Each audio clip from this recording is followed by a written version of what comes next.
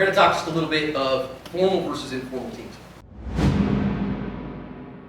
Now, sometimes we run into problems of organization, right? We run into, gosh, man, my insurance company won't allow me to have formal teams. About 70% of churches in America are insured by Brotherhood Mutual. Brotherhood Mutual just about a year and a half ago changed to allow formal security teams. They do require a writer, so back in the old country, they changed that like 8 weeks before I quit at church. So we always had an informal team because Brotherhood Mutual was like, yeah, we'll let you have a team if it's full of cops. And I'm like, cops won't do that. Retired ones sometimes will. I don't have any of those in the congregation. And on, actual active law enforcement officers, their insurance prohibits them from doing that stuff unless they're getting paid as off duty. And I can't do that. I can't afford that. Nope, can't have it. Now they allow it. They do require a writer in order to do that. It's not an expensive writer, but it's something you got to think about as a church. Okay? So, but just because you have an informal team does not mean that that team has to be sloppy or ineffective. You can have an informal team. Now, at a church of 20,000, you cannot have an informal team. CCB has a huge apparatus of formal security, from uniformed officers down to greeters and ushers and parking lot attendants and their children. I mean, it's a huge thing. You could never get away with an informal team in a church that size. But at a church of 100, I mean, it's kind of an extended family. Can you get away with an informal team in an extended family? Sure, as long as everybody is well trained and knows what they're doing. I would joke that we have about 150 people here this weekend, and guess what? We don't have a formal security team. We do have a formal medical plan. We don't have a formal security team. Now you'd be pretty stupid to, as a gang of ninja, to descend upon a gun school. Wouldn't exactly be a wise decision. But, I mean, again, do we have this idea of saying, hey, if we have a problem, this is how we deal with it? Yeah, and that's how we do it, okay? We actually did, believe it or not, earlier in the week, we had one kind of border personality, one that kind of tripped off some alarms. Not terribly, but like made us go, is that okay? Is that going to be okay? And so guess what we did? The 5 or 6 of us were early, we huddled up and said, okay, who's got what responsibility if things go south? Okay, you get this, you get that, you get the other thing. Okay, we got it, ready, break. Okay, hopefully it never happens, hopefully we don't have a problem. We didn't, it was fine. Just, sometimes people come off weird on email. Never happened to you, and then I was like, showed up, we talked, great, fantastic. Okay, so let's talk about this multi-layer strategy. Let's get after that. So I really want to say there's a force options model preferable to a force continuum model.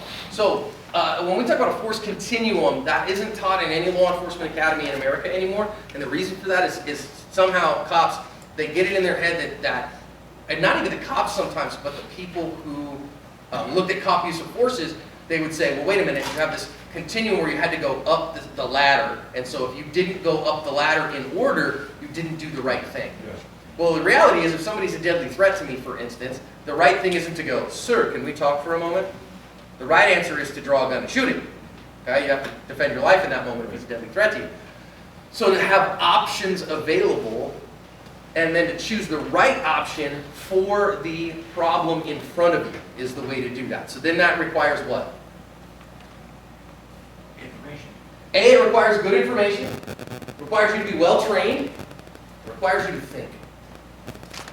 So being a thinker, here's one of the biggest things. If you want to have a church safety team, whether formal or informal, what you are really doing is you are training problem solvers. Yes. You are training thinkers.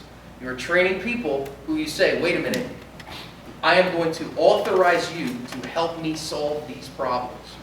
Now, I will say this. I'm reading right now Jim Mattis's his leadership book called Chaos.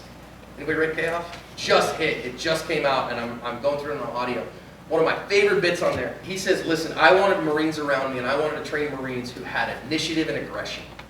Initiative and aggression. I didn't want to ever play Mother May on it.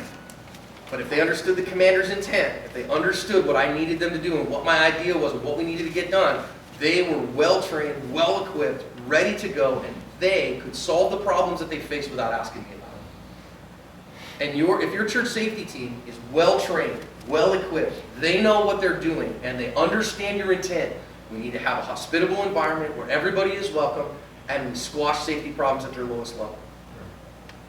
that they can solve problems and show initiative and aggression in solving that. By aggression, I don't mean walk up and punch somebody in the face. Aggressively solving a problem means handling it right now and not walking away from it. Now, it could conceivably be walking up and punching somebody in the face, although that would be a little awkward at church.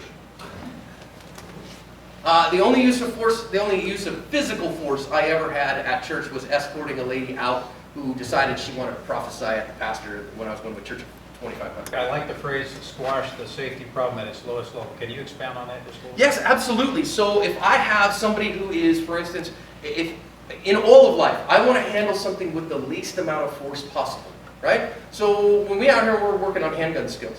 That's the worst possible answer, but sometimes it's the only one available, so you've got to have that answer and be good at it when that comes, right? Some dude, sticks a knife in your face and says, give me your wallet.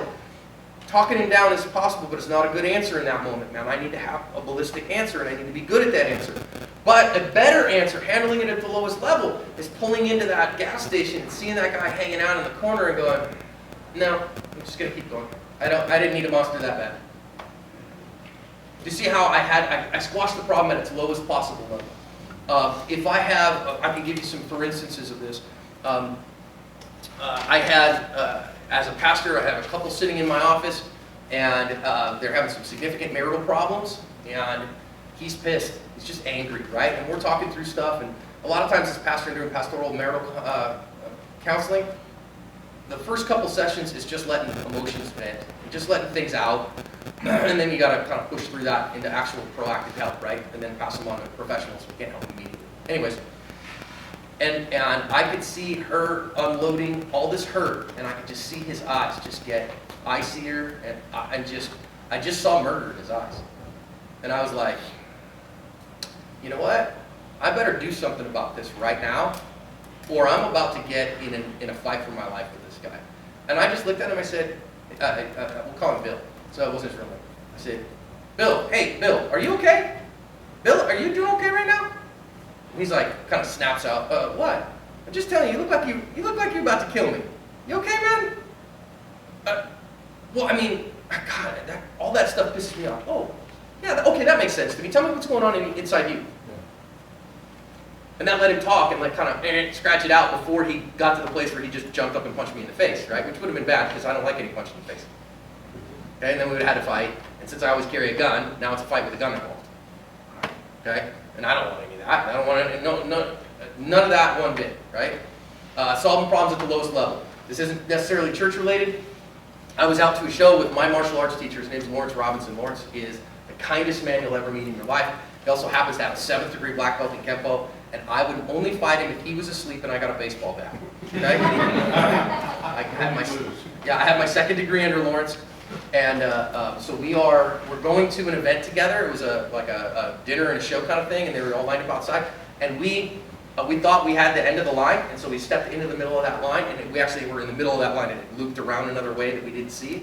And the guy that was actually the next person in line was not excited about it. Okay? When I say not excited, I mean this guy was young, he was big across the shoulders, and he had some buddies around, and so he was feeling it. And I think he was a little drunk.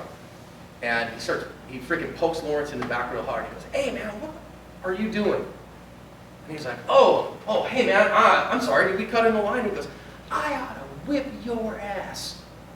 And understand, Lawrence would have fed that guy his teeth.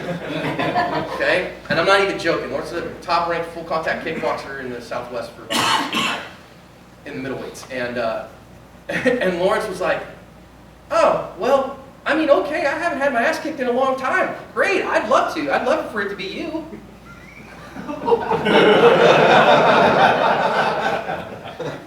And the guy was like, wait, what? I said, well, I haven't had my ass kicked in a long time, so, I mean, that might be fun. And the guy was like, you're crazy. And he's like, oh man, I'm just giving you a hard time. I'm sorry. Do you know where the end of the line is, dude? We didn't mean to butt in on you.